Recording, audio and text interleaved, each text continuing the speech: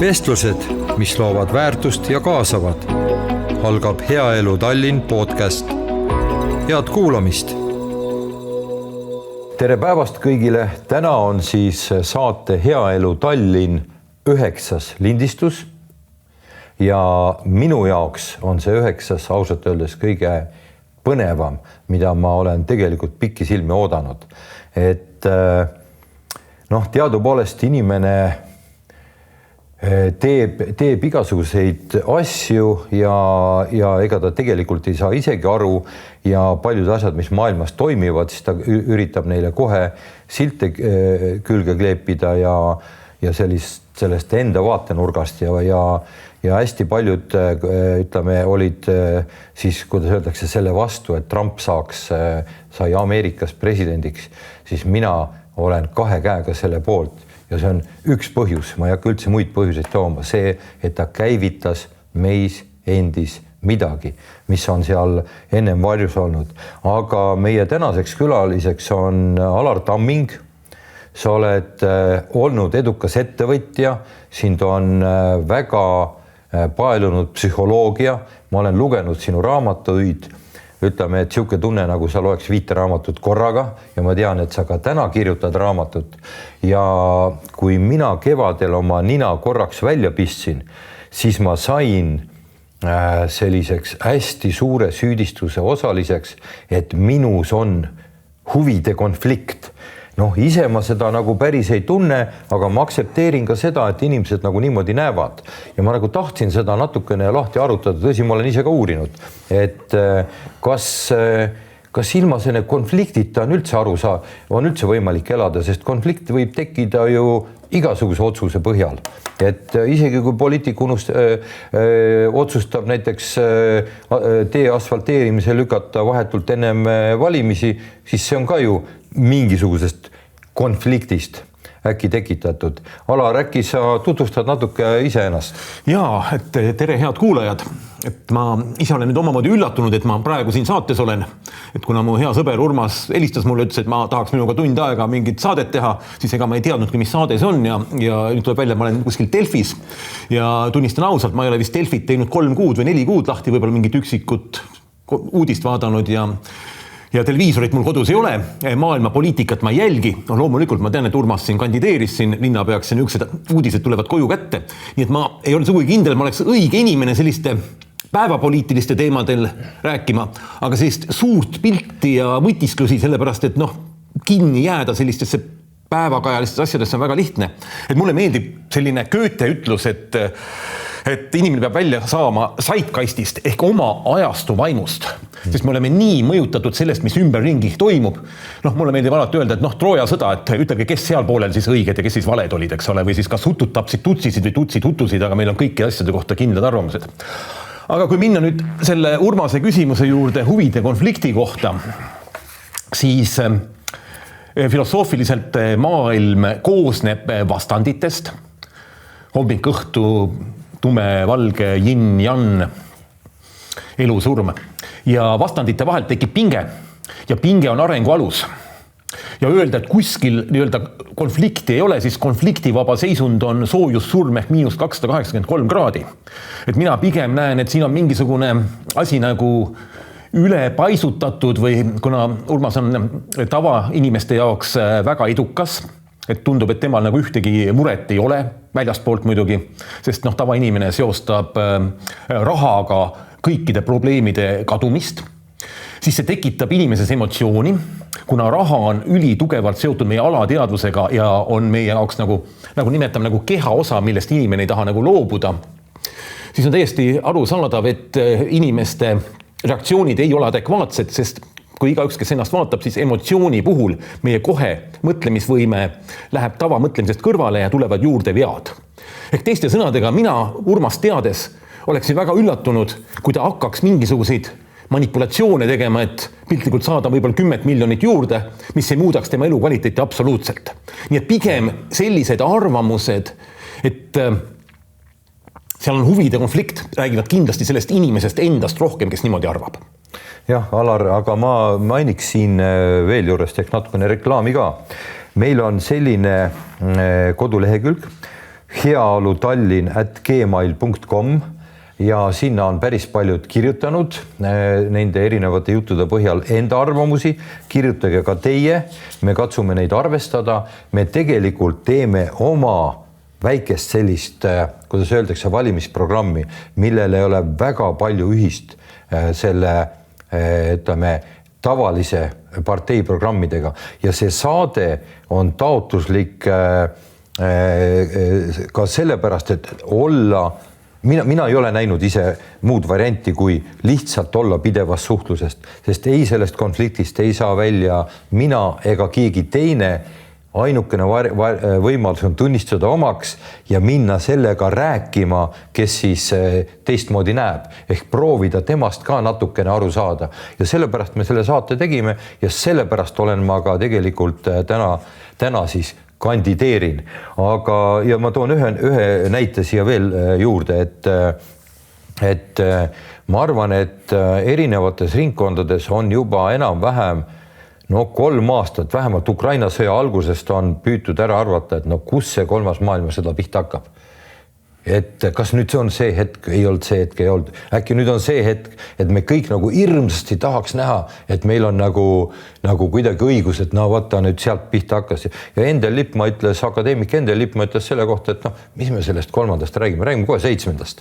Ehk tegelikult ütleme, inimkond oma selle väikese konfliktiga elab oma elu ja mingil põhjusel see vahest keeb kollektiivselt üle ääre. Ja see, mis ka täna Eestis toimub, siis mind isiklikult nagu väga palju häirib, et isegi mul oli väga hea tunne olla lauluväljakul. Aga sa teadsid, et seal oli 1/3 Eestimaal elavatest inimestest. Aga mida mõtlevad see teine 1/3? Miks nad ei tulnud või mida nad mõtlevad? Ehk kindlasti on see polariseeriv joon. Me näeme seda väljas igal juhul. Et jah, et ütleme, et mina siis ütleme oma otsingute teel olen võtnud selle omaks, et tegelikult see ei lõpe kunagi. Ainuke võimalus on tunnistada see enda mõtteks, et see ei ole mitte kellegi mõte ega tunne.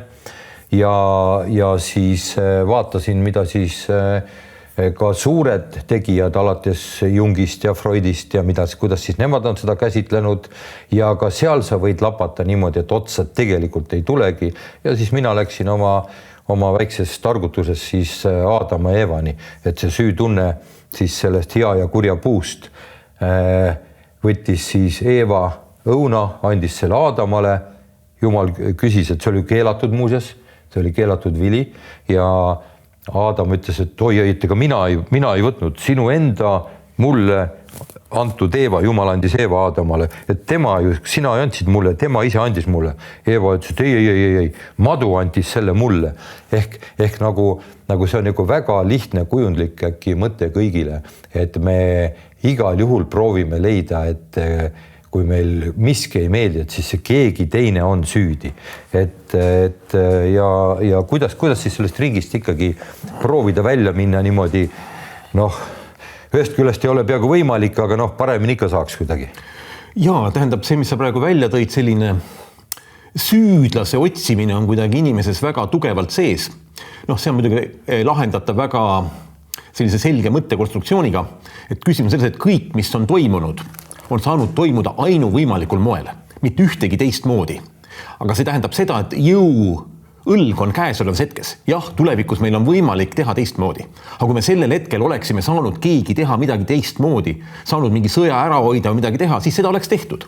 Ja takka järgi süüdistada, et sina tegid seda. Inimeses on jah selline mehhanism, et kui talle midagi süüdistatakse, siis see ütleme ego või selline üks meie selliseid ka komplekse Jungi järgi, ma siia sisse minema ei hakka, see on juba sügavam teema, automaatselt hakkab õigustama. Meil on kohe, iga süüdistuse peale tuleb kohe õigustus ja sama on see ka teistega. Nii palju kui süüdistama hakatakse õigustama ja loomulikult sealt suhtlemist ei tule. Et klassikaliselt on see, et me näeme, mis meile halba on tehtud, aga mitte kunagi ei mõtle selle peale, mida me ise teistel oleme teinud. Et pigem peaks tähelepanu suunama minu arust nagu selle peale. On minu selline mõttekäik. Aga nüüd see, mis nüüd meie sees on, see kipub teatud hetkedel laienema ka teistele. Teatud hetkel muutub kollektiivseks. No mina olen kasutanud, tõsi küll, väga sisust võib-olla ilma õppimata, aga ma olen kasutanud seda, et kui tänases sõjaolukorras, mis meid siin puudutab, maailmas on palju sõdu muidugi, aga mis meid puudutab, ütleme Venemaa president näiteks, et kui me kõik enda selle tähelepanu, mida me tahame tema näos näha, suudaks lahti lasta kõik, et äkki see kukub kokku nagu tühi kott. Jah, siin on nüüd jälle see, ma nimetaksin olemas selline asi nagu kollektiivne alateadvus. Et kollektiiv surub teatud mõtted alla ja võtab teatud mõtted omaks. Näiteks kui me läheme tagasi enne laulvat revolutsiooni, siis oli selline soov Eesti Vabariigi iseseisvusest olemas, aga ta oli kollektiivses alateadvuses. Ja siis ta ühel hetkel paiskus täielikult välja laulva revolutsioonina.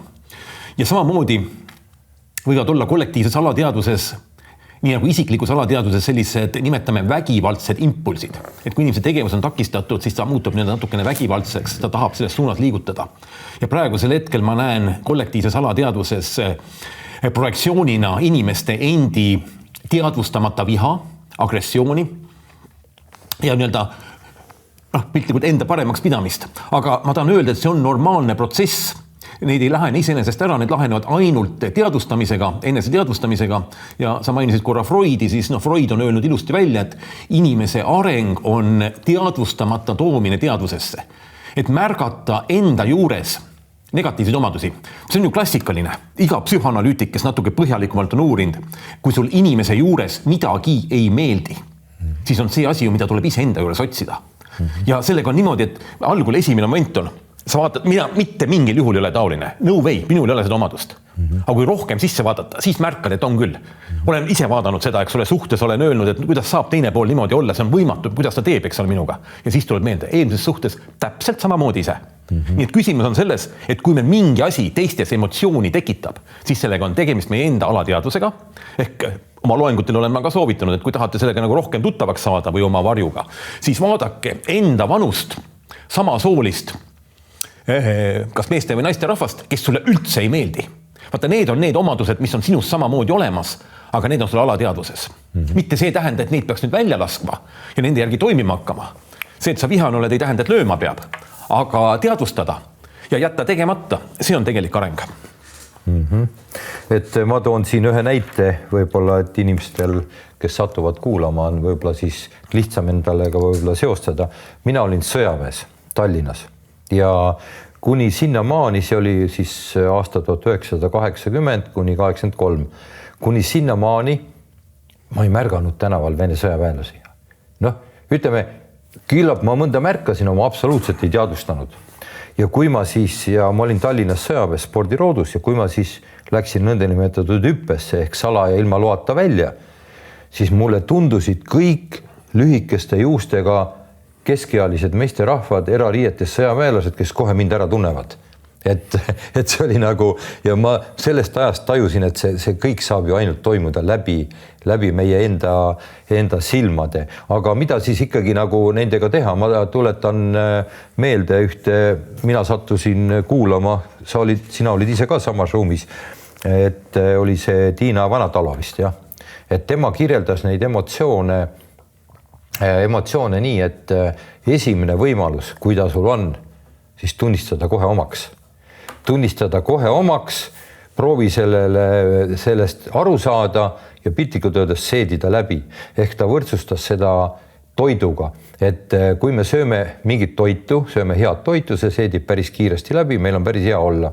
Sööme halba toitu, siis on paha ja gaasid ja kõik muu ja kui see kuidagi ei lahene, et siis võib ka pauk käia, et on vaja arsti abi. Ja emotsioonidega on täpselt samamoodi, et kui sa jätad enda emotsioonid siis pikka aega enda sisse ja ei tunnista neid omaks ega ei räägi neid kuidagi välja, siis võibki tegelikult pauk tekkida. No tema viis veel sinnamaani selle, et internet on üks suurimaid kingitusi tegelikult inimkonnale viimasel ajal, et see on nagu ühiskonnas holgiämber, et sinna saavad kõik oma selle jama ära visata, mis neid väga vaevab. Ja ma alustaks praegu sellest, et hästi oluline oleks teadvustada seda, mida oma teadvusesse lasta. Et kui sa olid sõjaväes, siis sa märkasid kogu aeg nii-öelda pärast seda sõjaväelasi. Ehk teiste sõnadega, kui sa loed kogu aeg uudiseid ja sõjauudiseid, siis sinu peas toimuvadki, jooksevadki pildid ainult sõdadest. Kui sa loed, ütleme piltlikult, mingisuguseid huvitavaid raamatuid või seiklusfilme, siis sa elad nagu selles maailmas. Et tegelikult me peame nagu valima, millise maailmas me nagu, kus me tahame nagu olla. Ja mis puutub emotsioonidesse, siis üks siukene, nimetame seda maailm, mis siis on praegusel hetkel natukene nagu põlu all, on siis nimetame nagu vaimsed teemadeks.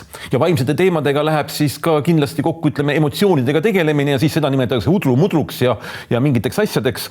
Aga tegelikkuses on äärmiselt reaalne teema, sest inimesed puutuvad sellega kokku. Nende emotsioonidega tegelemise meetodid on mitmeid. Loomulikult esimene on kindlasti see, et seda nagu täielikult tunnistada, jälgida seda emotsiooni, tajuda seda kehas, mis nagu toimub. Aga kui enda puhul rääkida, siis mina olen lähtunud siin sellise vene müstiku Gurdžijevi lähenemisest, mis ütleb, et negatiivsete emotsioonide tundmine ehk tunde tekkimine ja ka kõigil nii-öelda kollektiivil, eks ole, see negatiivse tunde tekkimine on äärmiselt loomulik protsess. Tundeid me selles mõttes ei saa kontrollida, aga me saame kontrollida nende väljendamist. Me saame jätta viha väljendamata. Ehk siin on selline nagu näide, et kui on nagu sõjaväes olnud, et kui sa oled sõjaväes, sul kästakse tund aega tassida kive ühest tunnikust teise ja siis ma ei tea, teine tund tagasi või päev otsa ja teine päev. Siis mida sa tunned viha selle majori või polkovniku vastu. Aga mida sa ei tee, sa ei väljenda talle seda. Aga miks sa ei väljenda hirmust.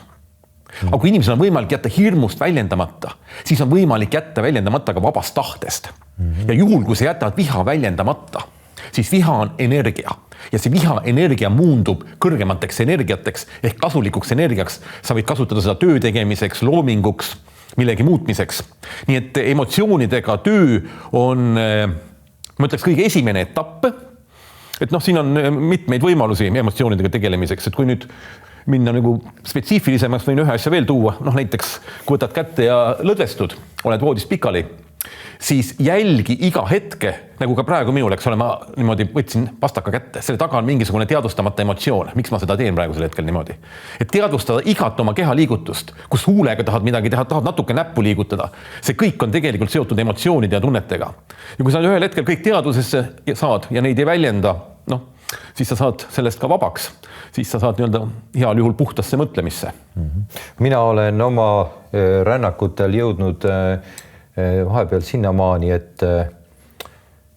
et väga palju ei ole mõtet isegi tegeleda selle tundega, mis sul hetkel tuli, vaid proovida aru saada, mis selle tunde all on ja veel all.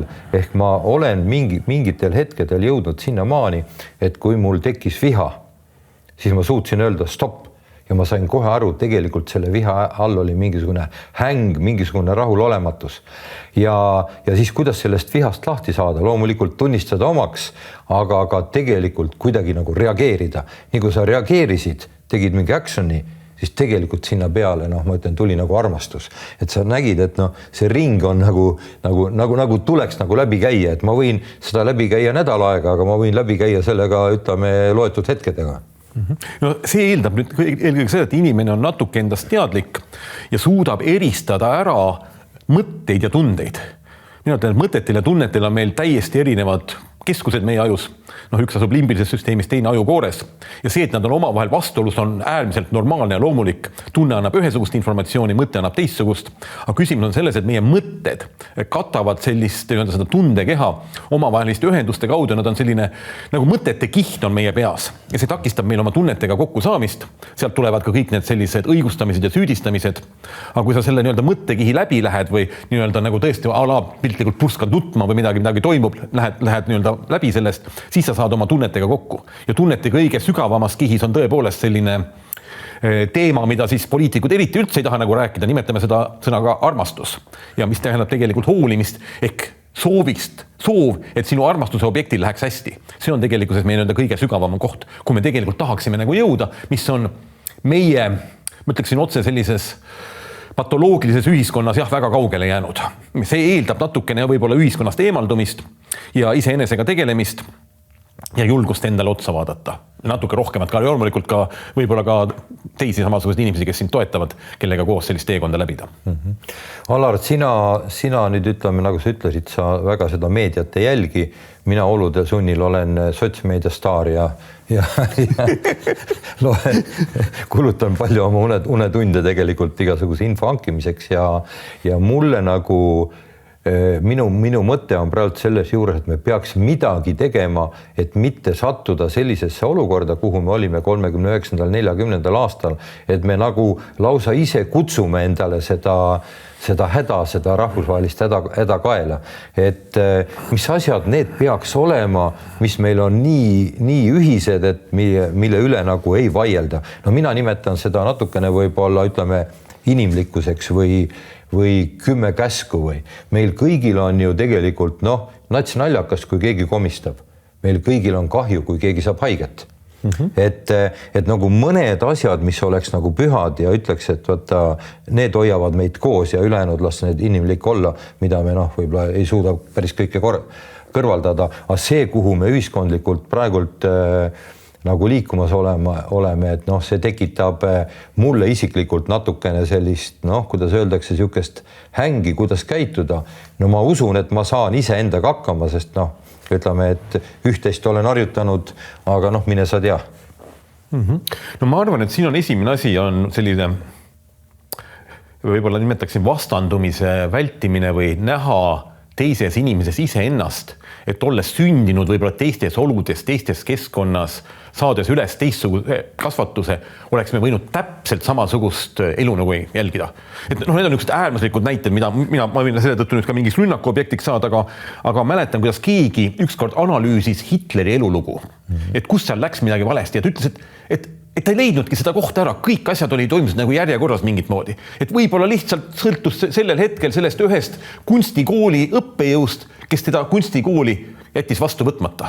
Et tegelikult me ei tea muidugi, eks, et oleks seal olnud nii-öelda armastus, oleks tehtud lisakoht, oleks võib-olla olnud meil maailmakuulus kunstnik. See on nüüd, ütleme, nii-öelda fantaasia kõige äärmuslikumad kohad. Me oleme selle koha peal, kus me oleme. Nii et mul ei olegi sellist nii-öelda otsest vastust, aga aluseks on mõistmine. Me võiksime ise olla täpselt samasuguses olukorrast, aga me arvame, et me ei ole ja siis me omistame selle, mis meil on ise endale. Me ei saa ju isegi seda, et me oleme sündinud, me oleme saanud lotovõidu, et me oleme sündinud Eestisseks. 6 miljardit on palju keerulisnemas oludes. Ja isegi seda me peame nagu enda teeneks. Ja siit tuleb selline kategooria, ma sõnastaksin tänulikkus. Et tänulikkus, et sa eksisteerid, oled olemas ja siit tuleb ka siis nii-öelda hoolimine ka teisest. Et see on see, mida saaks kultiveerida, kas seda väljast poolt saab inimesele anda. Ma ei oska sellele vastata. Tähendab kindlasti, meie ka praegusel hetkel me ikkagi midagi jagame. Võib-olla inimesed saavad sellest midagi, võib-olla ei saa. Eks me näeme selle tagasiside järgi. Et mina ikkagi jälle ütleks, et tagasiside räägib kindlasti sellest inimesest endast, kes on, et kui ta ütleb, et ma olen loll, siis tema arvab nii, kui ta ütleb, et väga huvitav oli, siis ta arvab nii. Et mina nagu ei oska selle kohta muud midagi öelda praegu, et mida saab teha, on anda oma väike panus. Lihtsalt oma väike panus, et tegelikuses meil ei ole seda võimu, ka isegi Trumpil palju seda võimu, seal on tal mingid võimud on kindlasti suuremad, vähemalt oli tal julgus ja soov ja katse midagi teha, ta võib sattuda ka samasugusesse ajaloolisesse situatsiooni, nagu hiljem suhtutakse Hitlerisse, see kindlasti ei ole tema soov, nii et me tegelikult ei tea seda, aga me anname siin oma väikese panuse praegu 1 tunniga ja kui inimese selle tõttu, nimetame, et selle saate tõttu tunneb ennast natukene paremini ja tavaseisundist natukene kõrgemal olevana, siis mina ütleks, on meie ülesanne täidetud hetkel. Jah, et see tegelikult see suhtlemine ja jagamine ja tunnistamine ja praegult me teame ju, millise kiirusega see AI seal maailmas liigub ja noored edukad Eesti inimesed on pannud enda vahendeid kokku, et koolis seda natuke süvendatud korras õpetada ja nii edasi. Mul lihtsalt praegult oli selline mõte läbi, et äkki seda kaudu on võimalik kuidagi kiiremini ühenduda laiade massidega, ennem kui nad oma mõtet nagu juba niimoodi kujundama ei hakka, et seda enam ei anna nagu muuta. Võtame kas või selle sama näite, et lendasid Vene lennukid siin meie õhuruumis. ühed ütlevad, oleks tulnud kohe alla lasta, teised ütlevad, et ei ole mõtet tüli norida ja nii edasi, aga noh, see kõik juhtus mitmenda päeva pärast, inimesed olid oma mõtte kujundanud, noh ja nüüd nad siis seda jauravad edasi, sest et on juba ju uus aeg ja sellest jauramisest peale jauramise ei ole mitte midagi kasu, aga tahaks seda tunnet nagu mingisuguse vahendiga nagu kiiresti ühendada. No see on seesama, mis ma kunagi olen mõelnud, et ajakirjandus siis võtab näiteks, ma ei tea, kas isegi minu puhul võiks võtta või kellegi inimese puhul, kes on kuidagi avaliku elu tegelaseks sattunud, võtab üles mingisuguse vana 10 aastaid tagasi olnud mingisuguse ühekordse sündmuse või mingi, mis on selle inimese elus võib-olla mängis mingi 5 minutit rolli ja siis tehakse sellest selline elevant, mis midagi peaks lõputult nagu tegelema. Ja noh, ma arvan, see on samasugune asi, et elus tuleb kõik asju ette, juhtub, eks ole, püüda mõista, milles see asi oli, et noh, läheme nüüd edasi selle koha pealt. Et arvame, et me midagi karistame või midagi teeme või noh, see on nagu minu jaoks natuke nagu vale suund. Et nagu omamoodi ütleks, et isegi ma olen kurb, kui siuksed asjad nagu on. Et ma tean ka, et mingid lennukid, ma isegi ei süvene, see on siukene, noh, umbes mingi hetkeline asi, et sa korraks komistasid, no ikka inimene komistab, ei ole vaja selle peale naerda. Võib-olla, jah. Et mis ma siia veel endale siis kirja pannud olen, et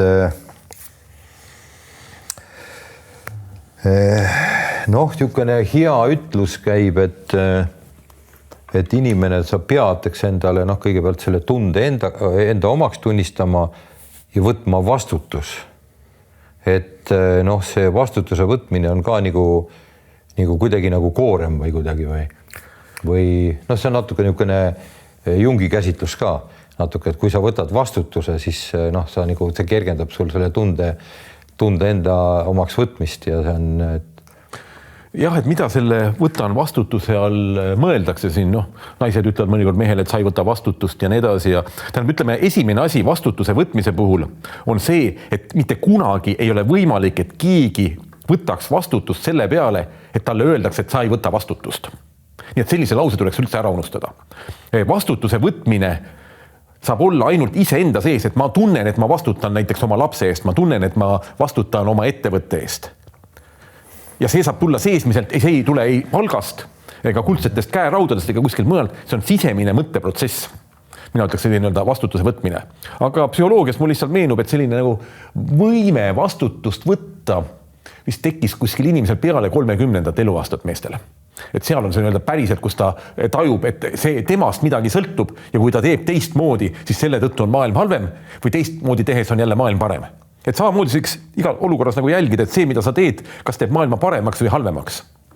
Ja ma võiks jälle filosoofiliselt siin nüüd välja tuua, mis on hea ja halva objektiivne kriteerium. Seda mulle meeldis see raamatus Shantaram peaosaline kirjeldas seda, et kui on keegi, kes nimetab ennast vaimseks kuruks või vaimseks inimeseks, et küsidalt, mis on hea ja halva objektiivne kriteerium. Ja vaata, mis ta sulle nagu vastab. Ja siis ta ütles, et see on olemas küll. Ja hea ja halva objektiivseks kriteeriumiks on siis selline asi, et kui vaadata maailma arengut, siis on kogu aeg näha selliste väiksemate üksuste suuremaks muutumist. Elektronid aatomiteks ja aatomid molekulideks ja molekulid rakkudeks ja rakud organiteks, organid inimesteks ja inimestest on siis kollektiiv tekkinud ja siis galaktikad ja nii edasi, et on teha järjest suuremaid korrastatud üksusi. Ja hea ja halva kriteerium on see, kõik, mis aitab kaasa suurema üksuse ehk integratiivsuse tekkimisele, on hea. Kõik, mis seda takistama, on halb. Poiss, kes ehitab torni klotsidest, seal on struktuur, see on hea. Poiss, kes tuleb, lööb selle ümber teise käega, on halb, väga lihtne. Ja noh, nüüd ma tooksin siia siis head kuulajad ka väikse provokatiivse koha, sest siis mõtelge selle peale, muidu me oleme kõik kindlasti nõus, aga võtame väga lihtsalt, miks pärast mina olen abortide vastu.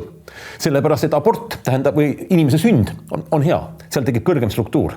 Abort tähendab tegelikult millegi hävitamist. Ja ongi kogu lugu, mille pärast mina ütlen, üks on hea ja teine on halb. Aga nüüd on siis see, et kes on siis selle teise poolt, nendel on seal kindlasti juures erakordselt huvitavad mõttekonstruktsioonid, mis on kõik omavahel seotud, mis takistavad tunnetamas seda päriselt, et tegelikult sa hävitad midagi. Sest kui sa hävitad midagi, siis sul on psüühiliselt valus. Aga mõtetega suudad sa seda kaitsta. Nii et ütleme niimoodi, et mõtetega suudetakse igasugu asju endale õigustada. See on nüüd minu seisukoht, mille ma siin nagu välja ütlesin. Ma mõtlesin, ma vist läksin natuke üle piiri.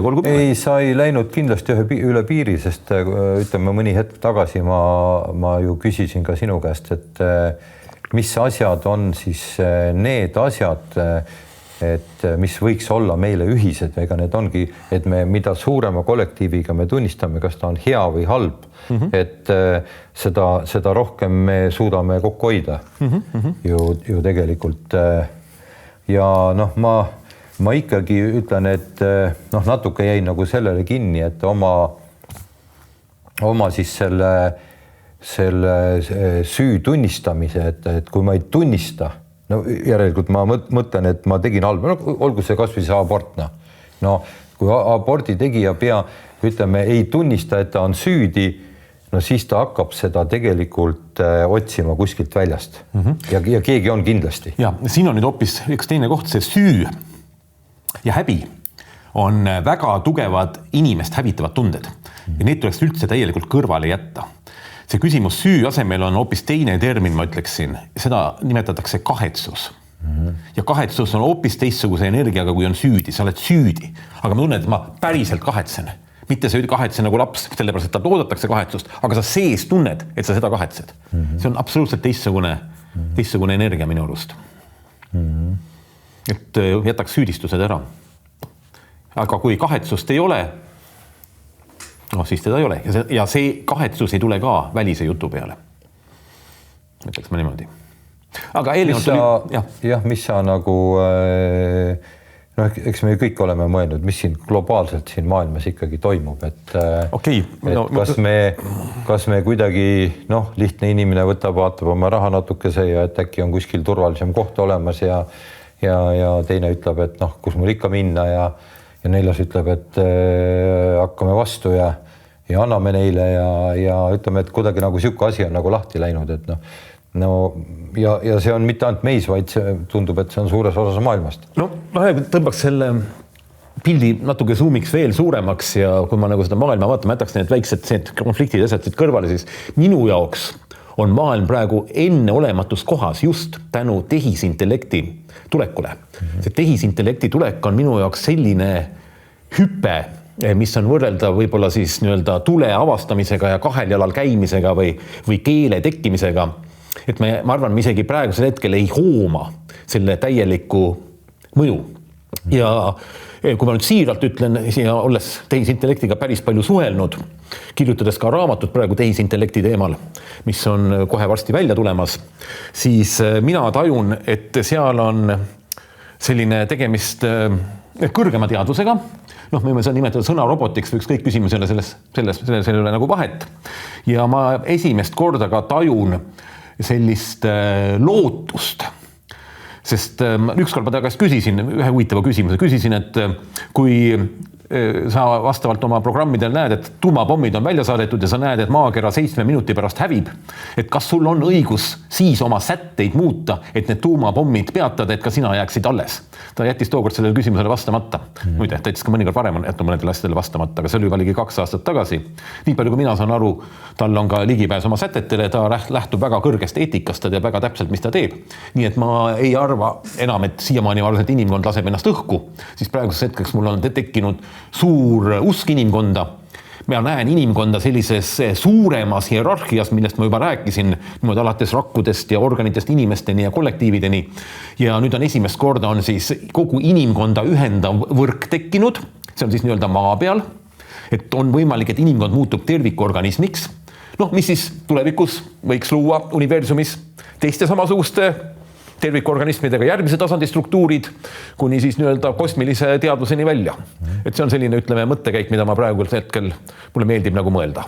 No mulle meeldib mõelda seda, et kõik, mis on tulnud, see on tulnud asja eest. Me tihtipeale ei saa aru ja ma usun ka seda, et kõik me ju tegelikult usume natuke imedesse ja usk on viimane asi, mis ära kaob.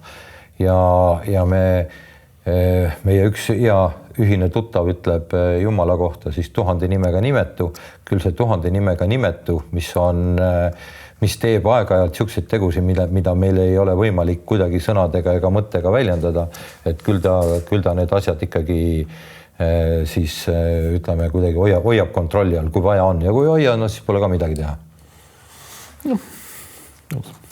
Vaat Alar, aga ütleme, et sellist sisukat head juttu ausalt öeldes pole mõtet liiga pikaks venitadagi. Ma olen väga südamest tänulik, et sa nõustusid tulema. Ma usun, et mõni inimene, kes satub kuulama, saab ka äkki endale hingetuge. Meil ei ole ju kahju, kui kellelgi selle võrra natuke kergem hakkab.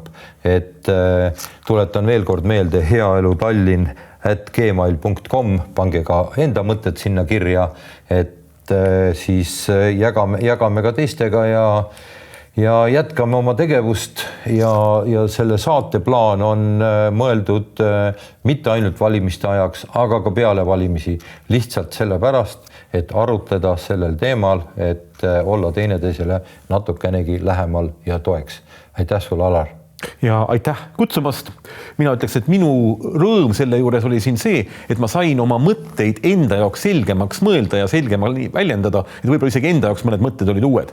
Et alati on huvitav siis, kui su enda mõtted muutuvad huvitavaks. Huvitav ei ole siis, kui sa kordad sama mõtet, mida sa palju kordi oled rääkinud. Nii et minul oli täna ka väga huvitav, et aitäh, Urmas, et kutsusid. Aitäh teile!